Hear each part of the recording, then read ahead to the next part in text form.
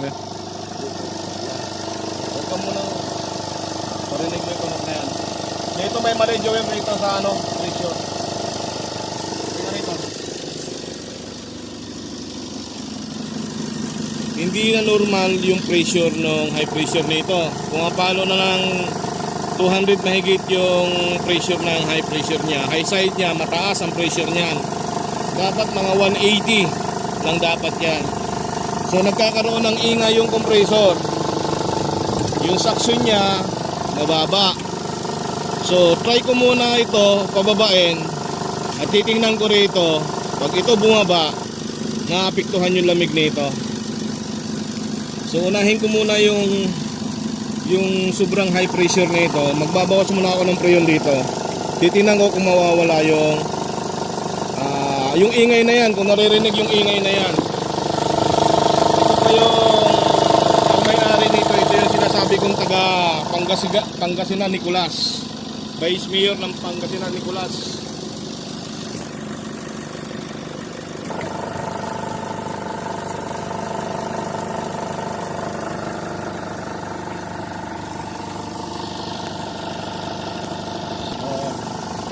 Tapos yung interval ng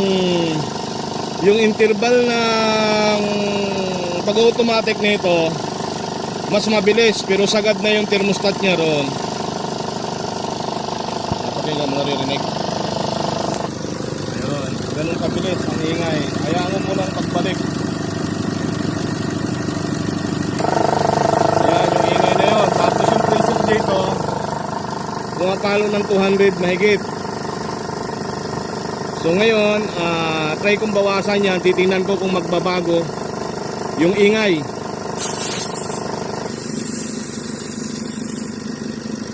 Maaari kasing nasubrahan to sa preyon.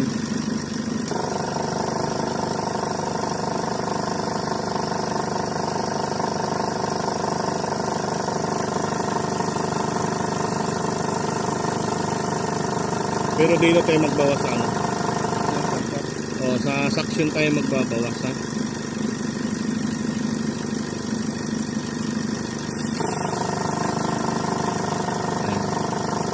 Pababain natin yung pressure nitong high side na to.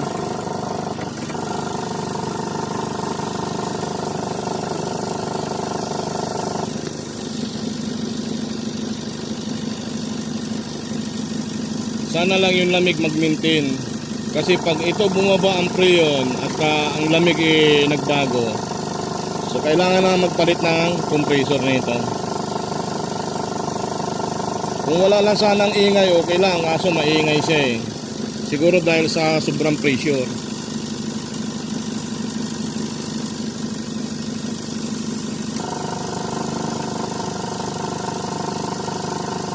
Kailangan papalo siya ng mga 180 lang.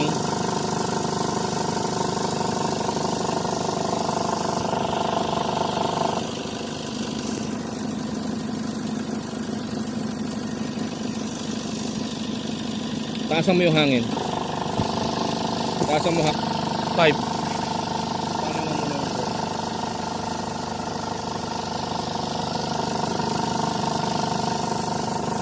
Talaga mo ba yung pressure mo? Napiktuhan na rin ito, mababa na yan.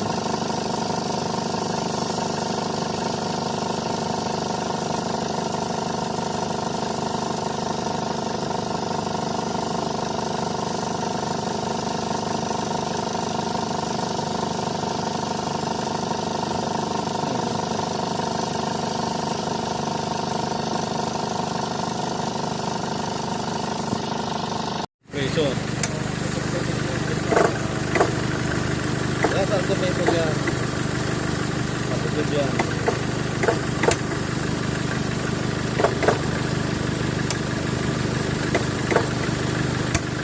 Ayan, automated na yan.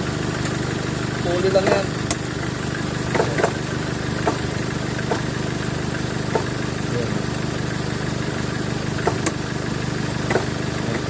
Ayan yun, ito yun, sigurado yan. Sira na yung puli niya.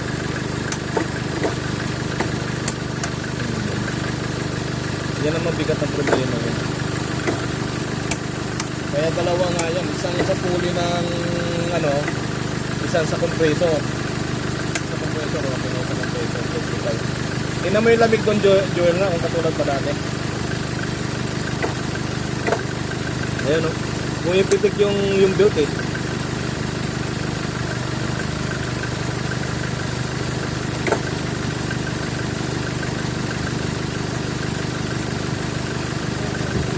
Ha? Okay na lamig, di ba? Wala problema yan. Ito na lang isang problema natin dito.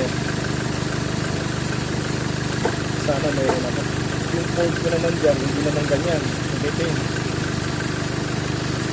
Eh, kasi ito, kung Japan lang ito, marami tayong makuha nito eh. American car.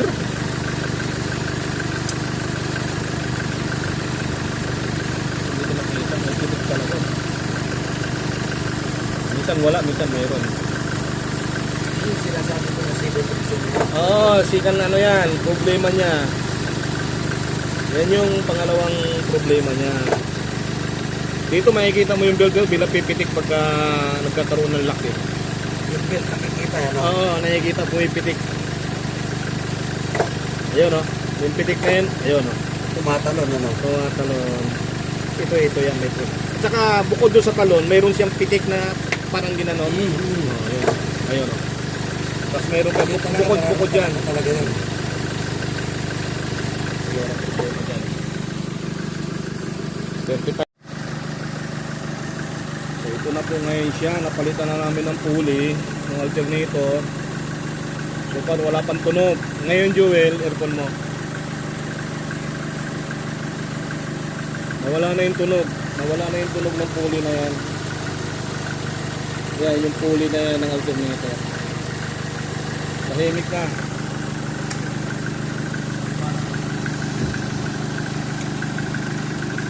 Ayan.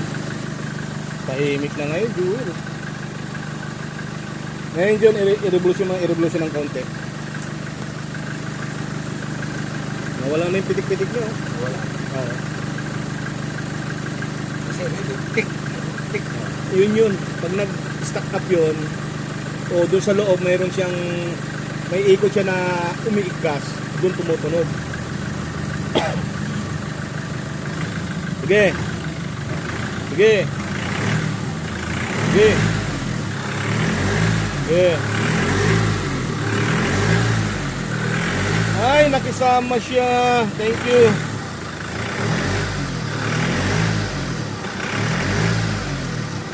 Okay na John, painitin muna natin. Buti naman. Bago magdilim. Thank you Lord. Ayan. Ayan yung pulley na yan. Yan ang pinalitan. At nandito yung luma niya. Nandito ngayon yung luma niya. So nanahimik na ngayon yung makinang yun. Pinalitan namin yan. Nagpalit ng compressor. Kasi yung compressor may maingay din. So nagawa na lahat yun. Okay na. Ito na ngayon. Ito yung mayor ng, vice mayor ng Pangasinan. Sa kalimutan ko lang naman yung Nicolas. Yan si Joel Luansin. Boss Joel, thank you ha. Ikaw lang talagang buhay ko, Kuya John. Galing pa akong Pangasinan. Sinadya lang kita rito. Thank you. Eh, malaking tulong to dahil nagsalita ka Joel eh. Wala akong ibang alam, maraming gumagawa pero iba yung puso ko. Kita mo, galing pa akong Pangasinan, pumuntahan kita rito. Thank you, Vice Mayor.